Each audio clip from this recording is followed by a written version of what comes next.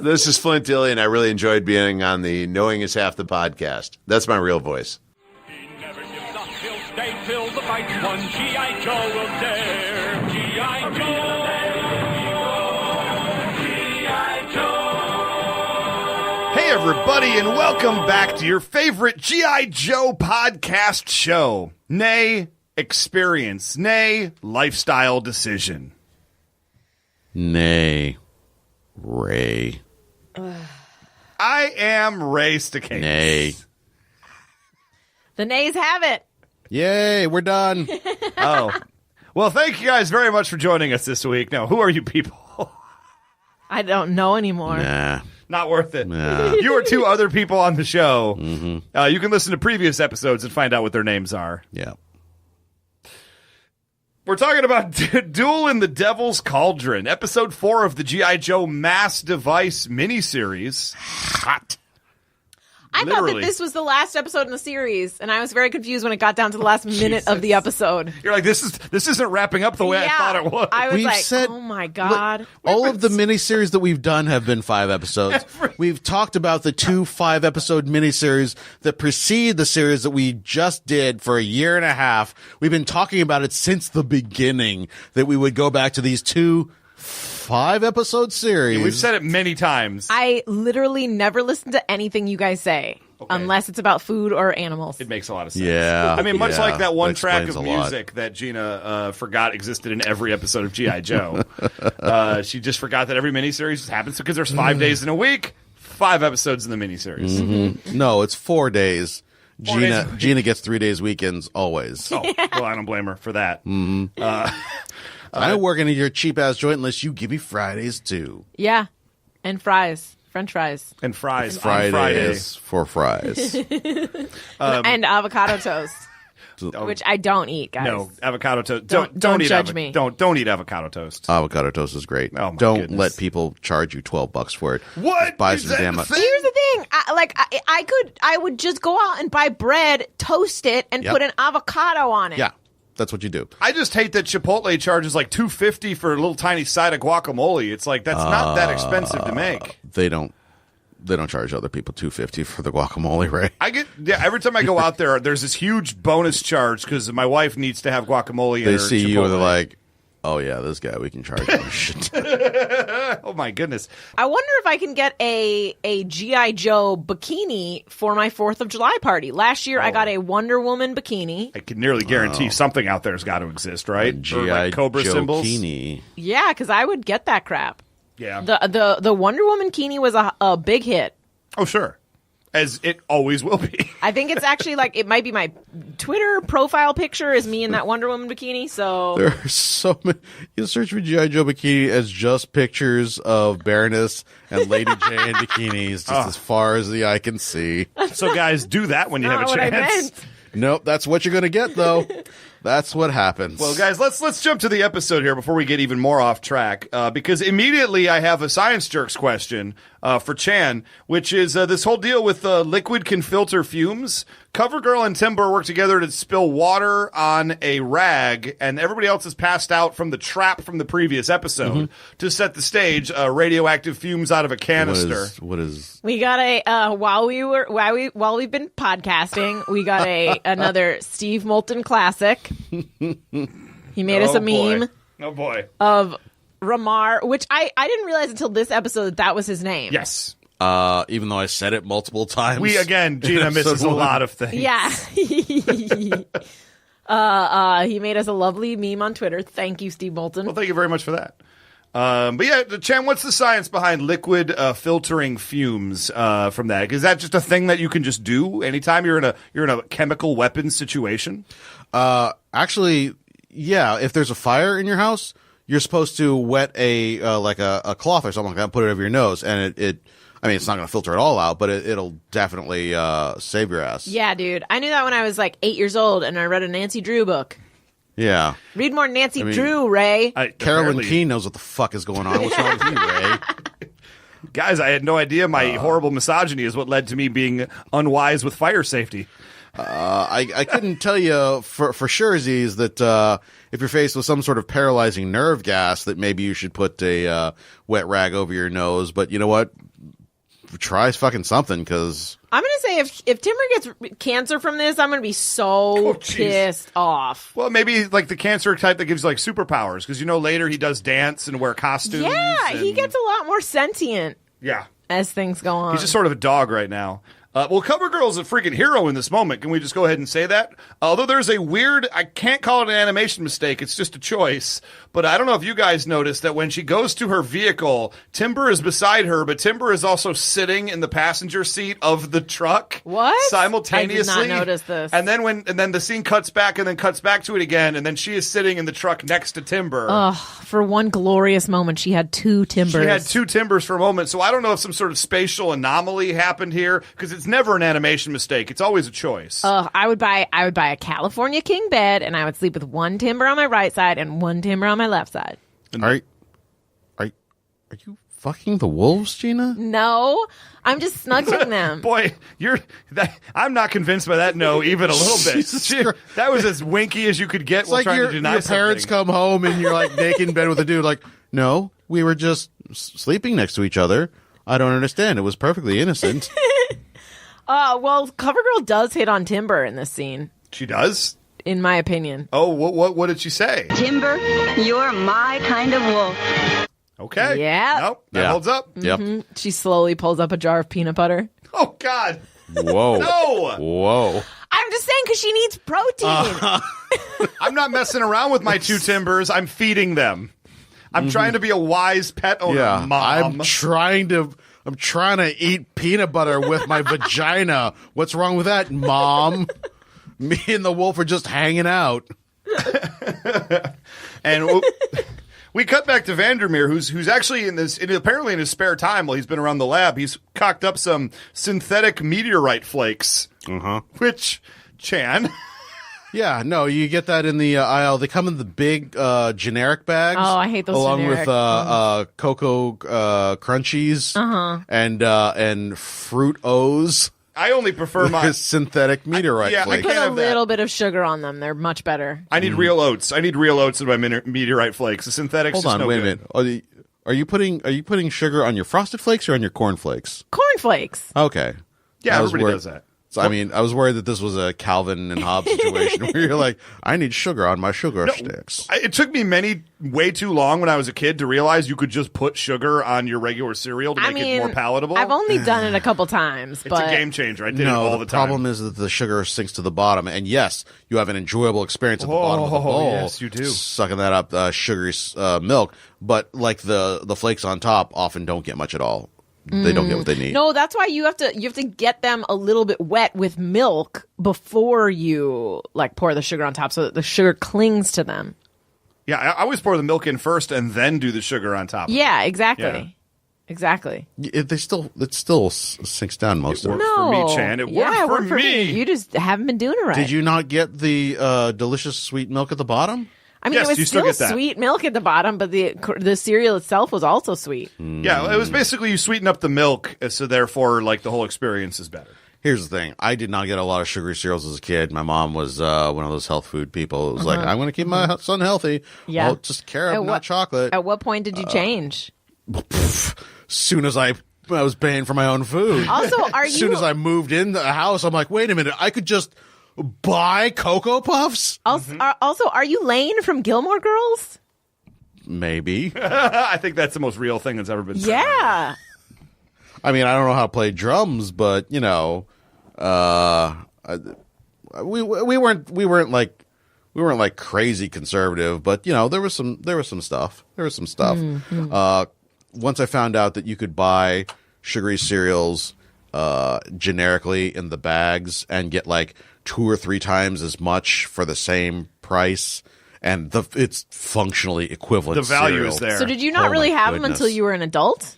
Yes, I currently have a like a 2 or 3 pound bag of French Toast Crunch in my. I haven't had one in cabinet now. years. I despite how much I love food, try and eat healthy. Like I eat just a little bit of fruit for breakfast every day, usually just a salad for lunch, and then usually like a salad or something for dinner. I do get it very rarely. Like maybe even just like once a year, I'll just be like, I need a bag of cereal, and I'll get it, and then finish it off like in about a month, and then that kind of does me for a while because really, eating sugary cereal every day is kind of gross. Yeah, usually you grow out of it a little bit, like if you had it from like an early age. But think about this: if you only eat 2 meals a day, you can eat much more in each of those 2 meals, and it's healthy. Guys, there's only 7 weeks until 4th of July, and I've got to be G.I. Joe bikini ready. Okay, fair enough. I will be a miserable fat fuck. Yeah, you have no chance. You're going on vacation. You're married now. No. Usually when you go on vacation, you lose weight. Do you? Yeah, because the food is less processed other places, and plus you're walking much more than you do here. Oh, okay. Here's the thing. If I have my druthers, we will be eating 6 times a day. Yeah. We're going to go have a burger at this one place. We're going to walk 6 blocks until we find another place that also looks awesome and go and eat there. We're going to start heading home, find another place on the way, stop there, shop at a trinket shop next door. Yeah. Find somebody says something about another place, and we're just going to keep eating our way through. You say that, but like once you're there, you're going to want to go and see stuff, and it's not as easy to like, you're not going to want to pay for tons and tons of food. Yeah. And plus, like seriously, less processed. People underestimate that. When I was in Ireland, I had like an Irish breakfast every day, and I like lost a couple pounds. That's just a shot of whiskey, though, isn't it? Yeah. I lost weight from puking. It's an Irish breakfast and also an Irish lunch. And you know what? Irish supper and then a sensible dinner of whiskey. Okay, so Vandermeer makes synthetic meteorite flakes, which got us on a horrible cereal discussion. They do a test on Gung Ho's gun. They're like, this might be good enough. This might be good enough. We don't know. So they tested on Gung Ho's favorite gun. They could have chosen anything that didn't have emotional significance. Literally anything in that room. Or another room or any single thing. Yeah. No. So they tested on the gun, and the gun gets all fucked up from the test. And it wasn't even like, we need something right now. No. Give the first thing in your hand. It's like, all right, we've been preparing for the last 4 hours for this test. Now let us bring out the ceremonial thing, which will be transported as a test. Yeah. They were 100% fucking with him. You Possibly. think? They just knew it didn't work? Like someone was like, hey, this will be hilarious. That sounds right. A scientist guy, can you just grab his gun? Like, this guy has been going on about his fucking gun. It's creepy. It's really weird. Yeah. He's had this gun for 14 years. Yeah. And he refuses. He sleeps with it. Yeah. He sleeps with They're it. going to come back to the barracks later, and he's going to be humming softly to it, and then he, in the dark, like, and then they're going to turn on the light, and he's going to slowly turn his head, and he's going to say, "She's real sick." Yeah, he's basically one step away from being Sledgehammer at this point. I wanna be that's a your different sledgehammer. different one. Yeah, so the gun is fucked up, and Vandermeer's like, well, I guess we got to Ray surrender. is not amused. No, don't like the burn. Don't like Peter Gabriel? How Sharon dare and I are running on very little sleep. Yes. I'm going to keep this thing on the tracks. As there may be 2 wheels coming off at all times. I've but we're had getting nothing there. to eat but grape-flavored Pocky for the past 5 hours. You had 2 almonds. Come on. Almonds. How cool is the story behind the meteorite plunging into the volcano? Because basically what makes this amazing substance that they need for the mass device, makes so rare, is a meteor came from space, and that's already cool. Sure. It strikes the Earth, also cool. It strikes the Earth inside of an active volcano. That's like the coolest thing I've ever heard of in my entire life. Like, heavy metal albums could be written about such an event. So the Ring of Fire is a real thing. Yes, it is. Yes. In the Pacific Ocean. Yes, it is. All around the outside of that tectonic plate. So it's the cause of a lot of earthquakes. It's not this thing though that they're talking about. No. This little asshole in the world thing. Here's the thing. It's right smack dab in the middle of South America. I would say that it almost certainly could not be part of the Ring of Fire proper, because it, that sort of activity happens around the edges, along the coast of South America and whatnot. I could not tell you for certain that sublimated plates wouldn't result in volcanic activity that far inland, but I won't entirely rule it out. So, while I'm going to call like a 0.5 bullshit on this, like it should be closer to the coast, but you know what? There could be a convincing case made that that actually is still part of somehow the Ring of Fire, and I'd be okay with that. It's It fine. obviously happened, so I wrote down there it that I is. feel like the scientist is effing with them, but I didn't write what it was about.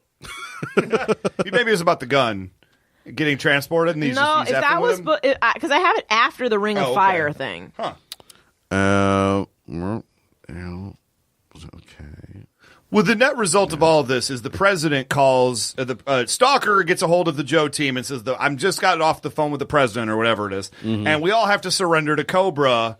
This is a very secret. They all say it's a very secret encryption that Cobra could never read. So totally believe me when I say we're totally about to concede defeat to Cobra. Nothing fishy about this. Nothing fishy. My favorite scene in anything ever comes up now. Maybe just because I was hungry while I was watching it. Oh, you mean Cobra Commander waving around a turkey leg like he's at the goddamn not just Ren a turkey Fair? leg. He's got a turkey leg banquet, a motherfucking turkey leg banquet. And all I wrote was, how does he eat it? Because is it the thing where he lifts his mask every time he bites? Good question. I hadn't considered that. We've seen him eat before, and he has the hood on. Yes. But this is before he had the hood. Yeah. So I feel like he's got to either lift it or he's got to like very carefully like jam the turkey leg under the metal mask and then like. And we know from future episodes that Destro hates watching Cobra Commander eat. So whatever Cobra Commander does here sets the genesis for that. So we know whatever he's doing, it's upsetting. Yeah. It's really bad. And Yeah. he's I like, get upset. I gotta go do anything. I'm really concerned that the Joes are screwing us, so I gotta go. I gotta get out of here. And it's got nothing to do with the fact that you have a grotesque face. And you chew with your mouth open. Yeah. That's repulsive. Also, turkey legs in general. I don't know if you've ever been someplace where someone has eaten a whole turkey leg, but like Disneyland or the Ren Fair, those are gross. They are disgusting looking. After a while, they're gross smelling. That sinew near the bone is hard to get around. And also, like everyone's face is all greasy. I also have like a weird thing with meats. So I feel like we've addressed this before. Meats, just meats. Yeah, like I can only do like I'm a fan of like white meat, like boneless white meat. Gotcha. Of right. things, This is where but I can't. Gina turns out to be racist. I can't. No, as soon as she said it, we both looked at each other like, yep, we know what she here it means. comes. Yep. Oh, tell us about the Third Reich again, Gina. Oh. I just feel like the white meat is a superior meat. Oh, dear Lord. No, I think the whole thing about eating a turkey leg is it's the experience of doing something that you don't normally do. Yeah, that's what I'm saying. Like you buy it, you take like 3 bites, and then you're like, I'm done. Why did I pay $10 for this? Yeah, because it is excess. You think about like, I'm a crazy king. The thing I don't understand is they sell turkey legs at the grocery store. Yeah, they're pretty inexpensive. Wait, what? You can get Are those. you talking about those rotisserie chickens? No. Like in like the meat department of like Ralph's. Yeah, you can get a turkey. You can get a drumstick. turkey leg in like a vacuum seal pack, and I'm thinking like, Ew. who wants to do that at home? It's like a guy that just gets home and puts on like his most plush velvet robe. And he's like, oh, what are we watching tonight on the Netflix? Yep, he's naked underneath it, just got the big robe, and puts on a crown. It puts on a crown, but yet somehow has like a natty ice, like to wash it down with. Yeah, Like, He, like, royal natty ice. the ghetto prince. Knocks on his neighbor's door every once in a while after he has had too much mead, which is just what he calls his natty ice. And then he's like, I am here to claim prima nocta. Go home, Jerry. Also, do you have any cigarettes? I'm out of cigarettes. Did you get another turkey leg from Ralph's again, Jerry? I'm a king. I will say that when I was a little kid, one of my favorite things was my mom would take me to this place. It must have been some sort of butcher or whatever, but they smoked turkey legs. And I just got my mom would just get me a smoked turkey leg, and I don't know how long it took me to gnaw on that son of a bitch. Fun fact: I don't like smoked things. I don't like smoked flavor. Really? Whoa. It tastes like chemicals to me. It's like people who eat cilantro and taste soap. Are you only eating like fake smoked things? Like they add smoked I have flavor? had all smoked things. And I hate it because like I'm not a fan of like smoked salmon. They have smoked salmon every day at work, and like smoked salmon fixins and different smoked fishes every morning at work. Arguably, this is more upsetting than finding out that you're a Nazi racist. Like, you could say, Hitler's done some pretty good things, and I'd be like, that's terrible. You could tell me that I don't like smoked any meats, and I would be like, what is What sort of monster doesn't like don't get that a either. smoked Yeah, salmon? I eat it, and then I'm like, I am just eating chemicals. That's what it tastes like. Well, to if me. you have like the cheap liquid smoke, yeah, I could see where you would come with that. But the That's what I'm actual like physically smoked meats are the most delicious thing. Oh my goodness! Wow. This is wow. Here's the thing. Hands down, Gina's the most popular podcaster at this table. Oh, what? Like if you asked everybody who listened to the show, Yeah. who's your favorite? Gina, far and away number one. That's fine. Look, we have to kill 2 of the 3 people on this podcast. Who's Sir Gina? Yeah, Don't even have to finish. Don't have to finish. But no, wait, but no, Gina. But You think this hurts my ranking? I think this might do it. There would be people that are like, I thought I knew her. I guys. mean, here's the thing. I will eat it because I will eat anything, as we have established with any time you bring weird foods here. So, like, I will eat it, and I love food, but I'm just like, it's never going to be one of my top choices. Like, I'm never going to go to a restaurant and be like, oh, yeah, I'll have, the smoked Guys, brisket or something. There's only one way to settle this. Hashtags on Twitter at G.I.Joe Podcast. no. Hashtag Gina is a monster. Smoked meats are delicious. Or hashtag Gina's still okay with me. Smoked meats, meh, probably overrated. Wait, you're only giving them the option to like smoked meats or say they're overrated. I feel like this is loaded. Well, there's got to be they're a either on third- your side here or they're not. There's got to be a third option that's like, I like smoked meats and Gina. That's not possible. Not even slightly possible. What if I smoked myself and then let the viewers eat me? You know what? I think that's an acceptable compromise. All right, I've won them over again. Can The I, cook, the thief, his wife, and the podcaster. G.I. Joe will return after these messages. He'll fight for freedom wherever there's trouble. G.I. Joe is there. G.I. Joe. Cobra Invasion! Get the G.I. Joe Sky Striker! Ace the Airborne, let's get those turkeys! We're gonna get Cobra this time! Our combat jets are on the way! Hey, check my missiles! They're A-OK! Great, I'm going down for a closer look! Way to go, Joe! G.I. Joe Sky Striker comes with Ace and 2 parachutes. Other figures sold separately from Hasbro. Now, back to G.I. Joe. Cobra Commander's like a pig in poop right now. Destro leaves the room partly because he's suspicious because it seems a little too easy, and secondly because he's watching Cobra Commander eat. Again, What else is in this banquet is what I care about. Like, Yes. are there mashed potatoes? I wouldn't think so. Like it I just feels see like, turkey legs. Yeah, how can I you would have a say- buffet without mashed potatoes? I think it's like a medieval times. It's only stuff you can eat with your hands, and I don't think you get a Okay, big I handful can of mashed eat mashed. potatoes. I can literally eat anything with my hands, right? And I Okay. have. Physically possible, not desirous. He's wearing the gloves right now. Maybe it's roast potatoes. There have I'm been fine many with that. times where I've been like, fuck, I need to find a fork. Oh, well, I'm already in this. I just love the fact that Ramar is waiting tables. Still wearing Yeah. his He-Man Yep. outfit. Yep. And Yeah, like just kills me. this poor dude never gets a break. Yeah, absolutely. If you have a dude like that, you put the headband on him and you make him wait tables. But wouldn't this be a perfect opportunity where Selena could have slipped him the gold thing to stick in there so he could just like murder That is Cobra what Commander? I was saying. Why Like, would she have not like Perfect when, opportunity. when they start talking to each other? I'm like, oh, they're friends. Maybe this giant dude was a better option to give that gold thing to so he could Yeah. escape and snap everyone's Here's the neck thing. Here's the instead thing. of the easily concussed military man that you've never met before in Who your will life. leave you behind in a heartbeat? You guys, Yes.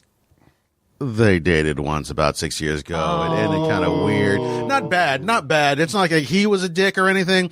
It just got weird. There was a thing with Yeah. her sister, and it was just it's just uncomfortable to be around. Gotcha. Like, yeah, Oh, sure, yeah. I could get free. Sure, I could not be a slave anymore, and I could also free my entire village, and we could return to the our way of life before Cobra. But honestly, just like being in the same room with him, and just thinking eventually we're going to have like family gatherings, and we're going to have to be there, and then we'll both reach for a hot dog, and then be like, oh, and you want the hot? I don't want the. Oh gosh, this is just so. Gosh darn inconvenient. You know what I bet happened is I bet while they were dating, he came up behind her and gave her butt a little squeeze, and then when she turned around, it wasn't actually her; it was another slave girl. Oh, Because the slave girls are wearing similar dresses and they have Yep. similar hair color, and then she was like, "What? Oh." And like, but she was like a little bit into it.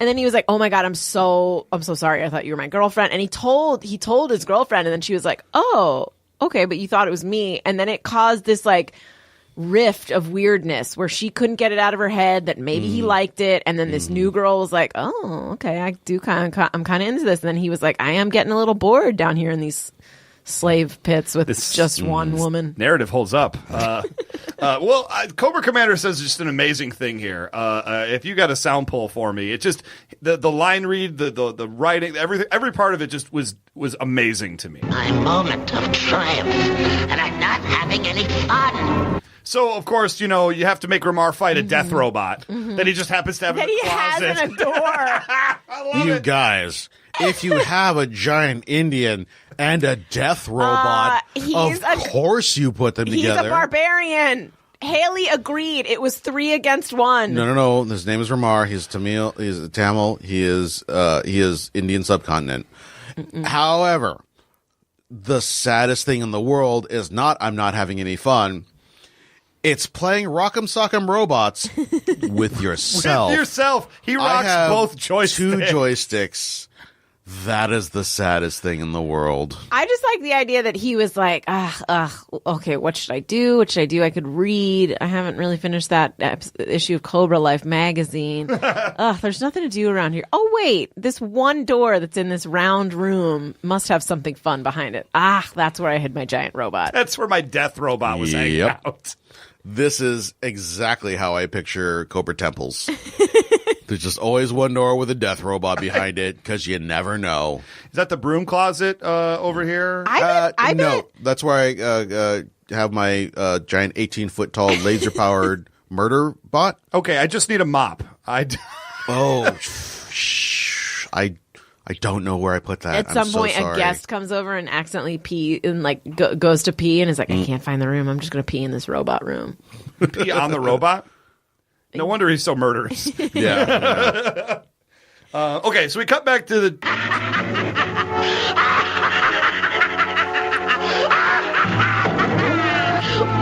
You guys, Okay, it's that's that killer. third one. That's It's that killer. third punch. That's a 9.5 as far as I'm concerned on the laugh scale. That's some good I stuff. bet they play room escape games at at some of the Cobra temples. They play Room Escape at Cobra temples? Yeah. Like here, okay. I'm just putting it out there. If I was like a crazy mad genius with endless amounts of money and an endless supply of warm bodies around who can't all possibly be busy at all times, I would take a team of 10 of them and I'd be like, come up with like a super sweet room escape game. You can have this wing of this one temple. And then it would catch on, and that's like a fun, like Friday night thing that they all do. I mean, here's the thing: this is 1983. We're, literally decades away from that becoming a thing.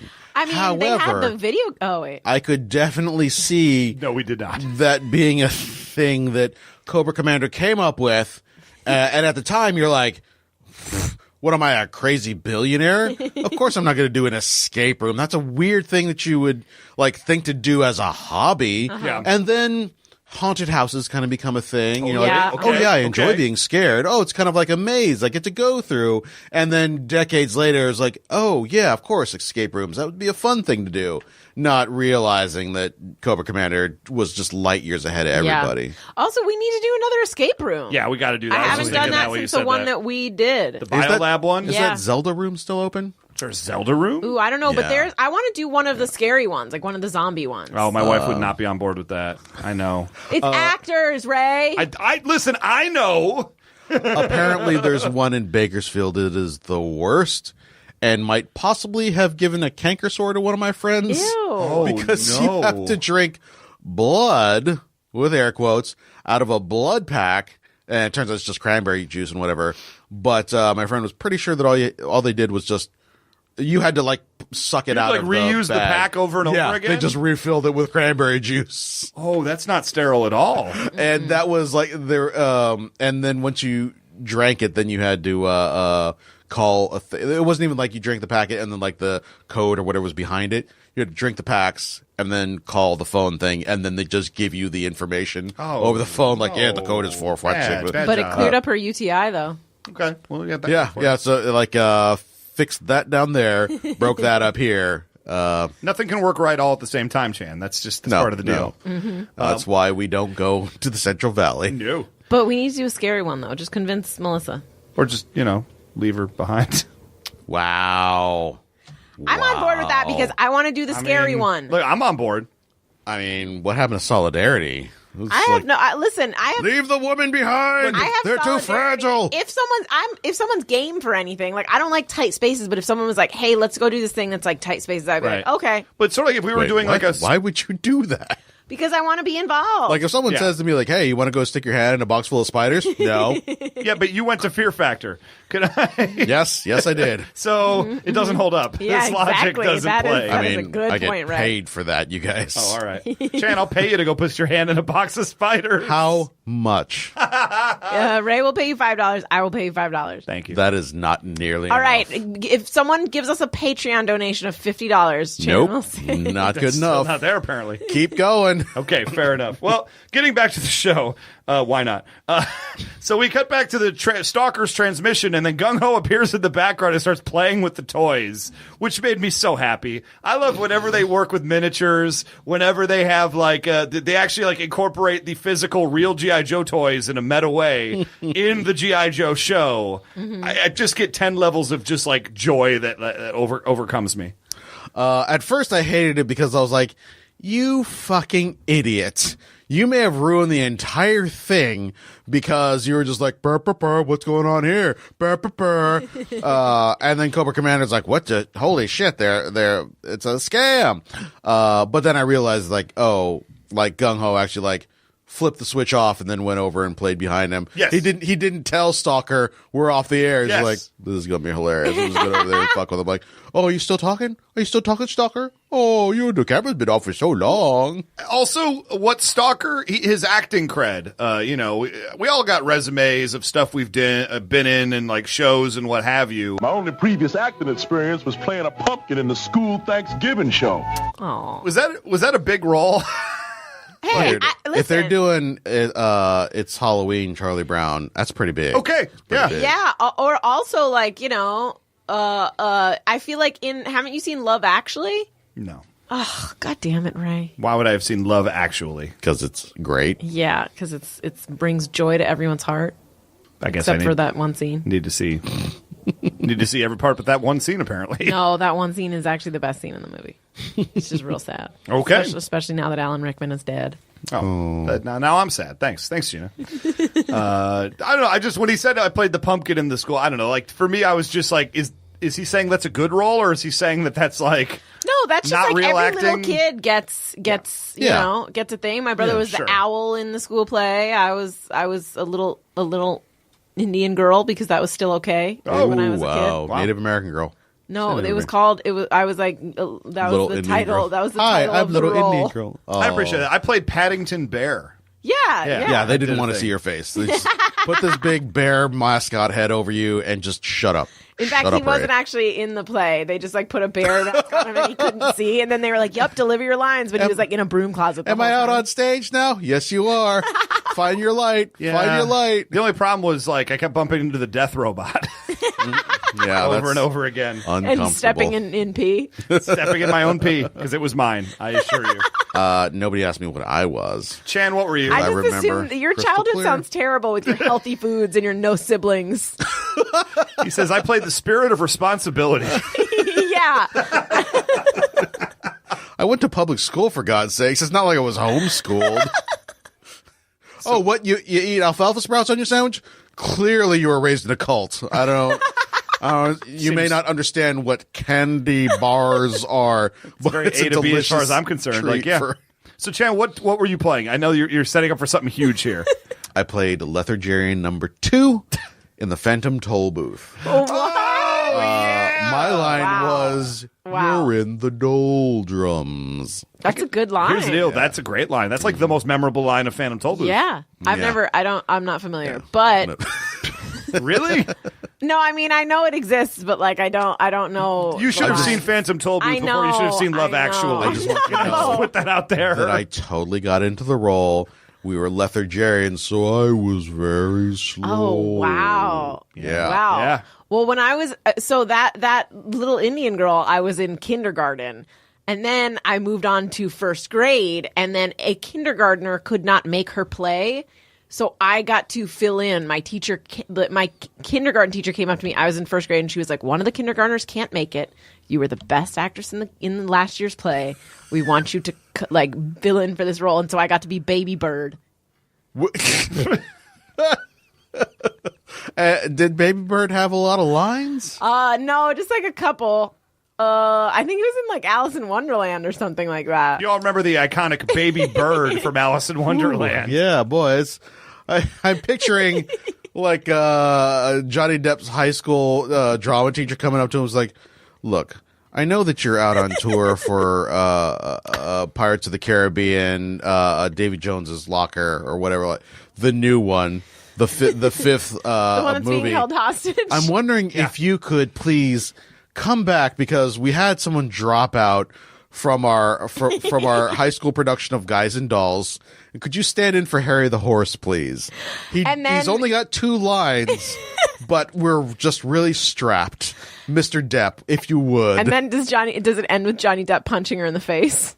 Oh, jeez. Took a turn. No, I feel like he actually does do it. No, I think he plays the role, but he puts like a bunch of like makeup on his face, and he plays it as a white-faced. Yeah, he plays it. But as he the like Tonto assures character everyone from Lone that Ranger. like someone down his line was Native American. Yep. So it's okay. Holds That's up. exactly how it goes. It holds up. Well, And then he punches a woman. we decided to go. Yeah. Thank you. We go to the volcano because here we go. Here's our big like fight scene in South America, and immediately I just have written down here. Wild Bill is high as fuck again. Yeah. Holy crap! I wrote molten jizz. Okay, a little bit of molten jizz as well. I wrote, they have a leatherneck wetsuit relationship. So I guess we all have our own thing. We all took something different out of this scene. Okay, so G.I. Joe's plan right here is to get a bunch of cables and magnets, stick the magnets to the meteorite, and then pull it up through the volcano because magnets stick to meteorites. Are meteorites magnetic? Another science Actually, they question. do have like trace. No, they have, I mean, generally they're high amounts of metal. Is that right? In a meteorite. Otherwise, it would have burnt up basically in the okay. atmosphere. Yeah. And that's where I think of them as rocks, and obviously I am mistaken in this. I mean, even rocks can have trace metals in them. Yeah, but I mean, the whole point is that they're getting this meteorite metal that they need for the thing. So Okay. obviously this particular meteorite has a lot of metal. And so Gung Ho does the thing, and they pull the thing out, and him and Scarlet have the most bizarre high five that I've ever seen in my entire. I can't even really do justice to it because she's standing behind him. He reaches back with like an open palm. Way to go, Scarlet! Oh yeah. He high fives someone else first. He high fives this but direction. Then when he realizes it's Scarlet, he has a weird moment. Yeah, he kind of like holds it out there to high five, and she sort of just like, if I remember right, she like puts her hand on top of his hand or something weird. I think he didn't realize it was her. I was like, what did he accidentally brush her boob or I think something? he slapped her boob. That's where I was trying to get. Like she's doing that thing. She was just like, I'm going to intercept this. Yeah, because then he's like, And, okay, so Destro has a big plan. You shoot the rocks around the top of the volcano, which creates an eruption. Mm-hmm. And another science jerk question. I've had a lot of them in this episode and last episode. How does that work? Yeah, I have no idea what you're talking about. I don't. Create pressure from the lava escaping, which creates a giant ejaculate of I think lava. it's just you make it real mad and None of that by makes shooting sense. it. And they kind of like rub it a bunch of times. Here's the thing they could have done. They could have waited for the Joes to get outside the lip of the volcano And then cut the cable and then be cut right the cable, under it. just shot the things down. And Seemed then like a lot of picked up sense. The meteorite. Mm-hmm. I don't what this fucking baseball bullshit is. Yeah. The thing is going to shoot. So we cut back to Cobra Commander, and his entire command room is completely destroyed. And I'm like, maybe this wasn't the appropriate place. You have an arena of sport. Maybe this wasn't the appropriate place to have an impromptu robot battle. You know what? I get it. When you're too lazy to walk down to your arena of sport, you just let the robot go wherever. Here's the thing. You're real sad. And this is something that I learned from Kylo Ren. Okay. Somebody tells you that the droid escaped. You're going to pull out that sword, and you're going to, like, rip the shit up of wherever you are. Okay. And then you're going to chill. You're like, is there anything else? I just hope he didn't waste any of his turkey legs. I feel like the turkey legs were all hitting the ground. Yeah, without question. And so you he's don't like them. Why would you be sad that they're destroyed? I mean, those ones looked good. I like the ones in cartoons where people stick them down their gullet and then pull the bone back up and the bone is clean. I've always wanted to do that. And that's one of the reasons that I hate real life food, because I can never, no matter how hard I gnaw, I can never clean that bone, and there's always chewy bits. No, Ray. No, we got stop. that. No. We got that on recording. No. Yes, we do. I'm going to move on and say to you, Gina, you should try chicken wings. Yeah, boneless chicken wings. No. There's that thing where you take the middle section of the wing. If you search like competitive eating wings or like a tutorial or something like that, they'll show you how to do it. Which is you take that middle part of the wing, you pull out this one bone because it'll just pop right out. You take the rest of the meat and push it down into like a lollipop on the larger bone, and then just pop the meat right off the bone. You have clean bones. And it's like a teeny tiny drumstick. I've seen that. Now I'm hungry. Yeah. I'm starving. I love wings. Yeah. Pick up some wings on the way are my home. favorite things. Yeah. These are a few of my favorite wings. Oh, God. Cobra Commander decides what the F. He's very impulsive. Let's destroy New York City right now. That's where we're going to go. And it works great until... Here it is. Yeah. It's headed right for us. This is the end. It's curtains. Oh, no. So that was curtains. I feel bad that I cut off that poor lady who was like, "Oh no!" But we get the point. Oh yeah, that was it's the moment. curtains. That was the moment. Yep. That was what you were looking for. I feel earlier. like that guy has been waiting to use that phrase for a really long time. It's curtains. I feel like he's a guy that actually had something way more profound and better to say in the moment, and then just like lost it in that moment. And all I could come up with was curtains. Yeah, like he's one of those guys that like planned out. Ooh, if I ever see my own death before me, I will turn to the person next to me and say, "Do not go gentle into that dark night." But then when it happens, he's like, "Oh shit, a knife!" Yeah, exactly. That's it. This is probably the voice actor was like, "It's curtains." Ooh. And like, could you dial it back like about 8 notches? What the fuck is wrong with you? A, you're fired. B, yeah, they brought him in for this one line, and he's like, "I'm gonna really blow them away." He was like, his wife is pregnant, and like he really like needs this job. he has the one line. He's like, "Okay, let me get into character. Let me figure out the backstory of this person. Yeah. He's living in New York. He's had dreams that have been crushed. He works as a subway attendant." And his wife like gave him a kiss because she's like, "This is gonna be your big break, honey. They're gonna see you." And he's like, "What if I mess up?" And she's like, "You won't.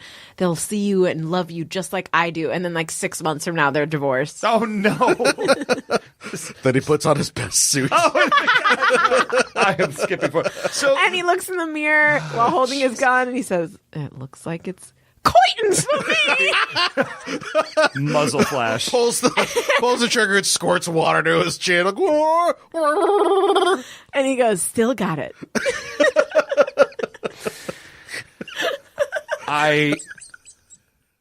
There are no words. So Selena breaks the machine by pouring water on one of the side panels that doesn't even seem really connected to anything. You don't know how this shit works. I mean, I definitely do not. Look, all I know is that at Yahoo, our doors break all the time when no one does anything to them. So I can only imagine if someone threw water at it, the odds are it would just break anyway. I mean, you figure that's how IT is, a bunch of spilled like sodas on keyboards and stuff. Yep. Like that's really all they do. But yeah, so he just kind of takes the jug and she pours it on, which somehow stops the beam from processing. Right. Checks out. And yeah, and so and Cobra Commander's very angry with her and doesn't kill her or nothing, just says, "Well, you gotta go." Okay. I think he's making her into turkey legs. Oh, okay. Like he's keeping her around. Like, where do you think all those? Did you see how many turkey legs he had? He had a lot of turkey legs. There were like 80 turkey legs. You don't just have that many turkeys. I mean, it is Cobra Temple. You think he's got a lot of turkeys? Do you think there's like a turkey farm in the Cobra Temple? I think he's grounding up slaves. Ground up slaves. Do you know how a turkey leg works? I mean, there's a leg in there. There's a bone. You can form anything leg. around a bone. But you need the turkey bones first before you take the meat and then put it around the bones. Seems legit. I'm saying it's probably like a fibula or something. A fibula. It's probably a pelvis, if I'm going to guess. Yeah. He's just eating it like this. It's turning into like an episode of the Flintstones. So anyway, Cobra Commander gets Bonnie, give me a Brontosaurus burger. That's my Fred Flintstone, apparently. That was I don't know that I've ever tried a Fred wildly Flintstone. I feel like Ray's gonna murder us. I mean, probably. Okay, guys, let's just move on to the airship battle. We got a battle around the volcano with the airship. Now, G.I. Joe apparently knew this, like, ejaculate the meteorite thing was going to happen. Yeah. So they rigged two nets between a net between two sky strikers. Yeah. And they catch it. 10-ton meteorite that's flying through the air. And they just sort of bow a little bit sideways and just keep on. But then, thankfully, the net breaks. Mm-hmm. Like, somehow the physics of this completely don't work. Until they do. Mm-hmm, mm-hmm. And Cobra's got a giant net in the front of their airship, and then it hovers under the G.I. Joe net. Mm-hmm. It was a real big week for that one guy that sells nets to both the military and... More specifically, meteorite nets. Because you're not just going to have any net that's going to catch a goddamn meteor. Yeah. It's blazing hot. It just came out of a goddamn volcano. I feel like maybe there were like two competing stores that both sold meteorite nets. Yeah. And they're across the street and from they're each across other. the street, and like G.I. Joe went to one and Cobra went to the other, and like G.I. Joe's like, that motherfucker sold us a shoddy net. Yeah, that's why one of them's going out of business soon after this episode. Yeah, They do not get the G.I. Joe recommendation. Their Yelp is going in the tubes. There's only one Yelp review. It's one star. It's Duke. Net didn't work. 1 star.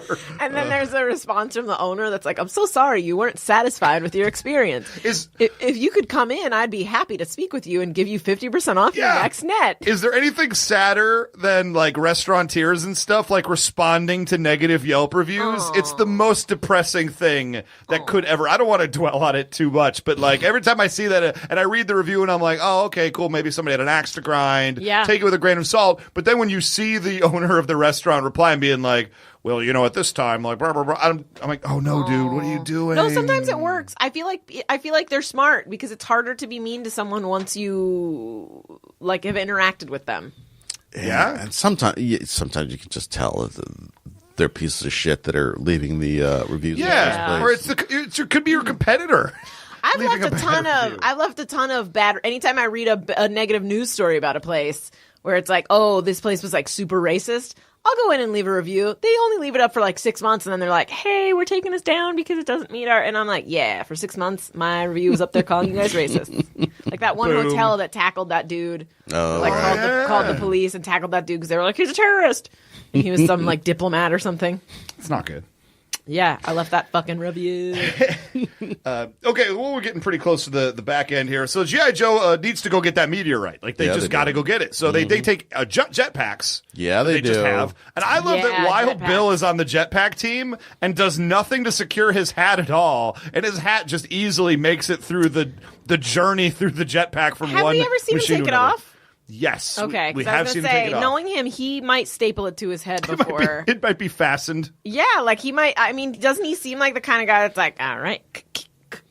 Weirdly, I have a note here that's in all caps that says keeps hat on, and I was like, was that because of Wild Bill? No, it was from Gung Ho. Gung Ho also keeps his beret on the which whole is time. it's a great little animated sequence where the Cobra punches him. He's like, the fuck? You like made my hat a little jaunty. Oh, that's right. Straightens it and then knocks the dude out. I'm like, dude, that is such a great moment. It's a wrestling bit. That is a pro wrestling bit of the weaker guy and the stronger guy, and then punching, and then the weaker guy gets off a really good hit on the stronger guy who turns, he's like, readjust his jaw, turn back, and then you can see the Cobra guy, he's just like, uh-oh. I have quite a roller coaster in my notes here. It says, yes, these early episodes, Scarlet is a badass. And then I go, ugh, Scarlet sucks. I changed my mind. And then at the end I said, okay, she's good again. Well, yeah, she's ripping shit up. Yeah, like at first it's cool, but then when she lets herself get captured by Destro, yes, I'm like, come on, that's so, man. and it was so obvious. He's a 6'6" giant of a man hiding behind a box. Like Scarlet, I was like kind of disappointed, but then I hope they fall in love. Because like they have that moment at in a later episode where he like has that Gone with the Wind pun that he says to her, so I feel like there's some history there. So I was like, ooh, yeah. like maybe this is like going to be the moment where he's humanized in her eyes, and they have like a little bit of romantic tension, because later on, when he says it to her, I sensed something was going on. So I hope they fell in love. Well, I feel like you're jumping right past the most harrowing part of this entire episode for you. Electronic prisons? No. First off, this real quick. Those are machine guns. Those are not lasers. Yes, they are. In the early episodes, sometimes they're machine guns. It's like, holy shit, these people are shooting bullets. Like, hey, what? Whoa, time out. I thought we were shooting warm lasers at each other. What the fuck is this? This is like real shit. Larry! Come on. I assume you're talking about the same moment I am right now, that I can't believe Gina... I wrote something about Timber's origin story. Snake Eyes prepares to leap out, jetpacking just like everybody else. Right. Dope as shit. Like as a kid, is there anything cooler than a jetpack? No. Is there anything Even cooler as now? An adult, yeah. I want one. I mean, a jetpack and a sandwich. That's cooler. Like as an adult now, I don't feel the need for a jetpack anymore, because I'm like, because you're going to burn your ass off. Literally, your ass will be burned by the stay out of traffic propellant that's going on. That's all I think of. He jumps out, and Timber's like, well, I want to come too. Yeah. At this point, I'm like, what the fuck is wrong with you, man? It's your fucking dog. Dog straight jumps out of the jumps plane. off the helicarrier, and and Snake Eyes catches him. Timber licks his face. He's like, "Come on, let's go to war." And they jetpack over to the Cobra vessel. Yeah. I can't believe that left no impact on you whatsoever. I forgot about it. I did put I love this Timber origin story, so I guess that's what this is about. Okay. That's fair enough. It's just the fact that the Timber because just it shows when Timber falls in love with Snake Eyes. Okay. Oh, I see. When Timber met Snake Eyes. ... Yeah. My cat will run up to me and just hurl himself like a missile at me, assuming I'm going to catch him. Yeah. And it's both adorable and terrifying at the same time, especially when I don't see him and suddenly there's this thing coming out of my peripheral vision at my face. It's amazing. But I couldn't imagine Timberwolf on the freaking landing platform being like, "I'm doing it, woo!" Thank God Snake Eyes was paying attention, because can you imagine Snake Eyes just being like, "Cool, I'm fighting this battle." What was that sound? Oh crap! Timber's just falling to his death. I mean, this should show him that next time he needs to get Timber his own jetpack. I also thought, why doesn't Timber just have a jetpack? If we're going to go for it. At this point, he doesn't realize how advanced Timber is. He's just thinking he's normal. Is he a dog or a wolf? He's a timber wolf, I assume. Okay. Yeah. I think he's a wolf. But at this point, he's probably he's just a normal wolf. But then, later on when he realizes this wolf can stand up like a human and dress like a human and then pretend it's in a band. And wear a hat, sunglasses, and a rat tail for some reason. Also, isn't there an episode where Timber is being thrown in a net? Oh, probably. Wasn't that something? Maybe. He's being thrown up and down in a net. I remember Cobra's Creatures, and but that was Mutt and Junkyard. Oh, it was Mutt. Okay. Ugh, I'm a dog racist. So Scarlet gets herself captured, but she shoots a thermal arrow, which I'm just going to just walk right past that because it's completely unnecessary.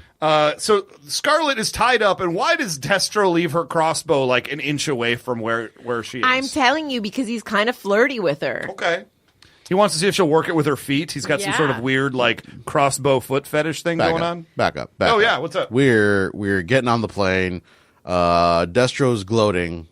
And he says something that presumably is something that is a very singular expression that is passed down from his family for generations. It's like an ancient Celtic saying, something that nobody would recognize, so he has to point it out very clearly. I believe the expression is, yes? "Till we meet again." Till we meet again. I wrote that down. I did not even. I wrote it down because I wrote he doesn't know what the expression is. Yeah, that's very strange. I had never heard that before. I see how in this context it's very meaningful, obviously. And I'm glad he did really let us point. It's sort of I believe the expression translated from the ancient Egyptian is "so long, suckers." Get bent. I will say everything sounds cool out of his mouth, though. He's great. Arthur Burkhart is just amazing in this role. Yeah. This is why, at this point, if I were Scarlet, I would be what are we going to do? Are we going to make out or what? And also, in these early episodes, following on what I said before, both Destro and Cobra Commander feel legitimately scary. Yes. Like it gets to the point, but they still have moments of levity, but also they're like genuine evil villains, you know, he's dark and scary. Later on, you don't have time for that. It just becomes like, oh, I'm going to do a thing. You're like, oh, I failed. Boo. But here it's like, I'm going to do some serious shit. I have her hostage.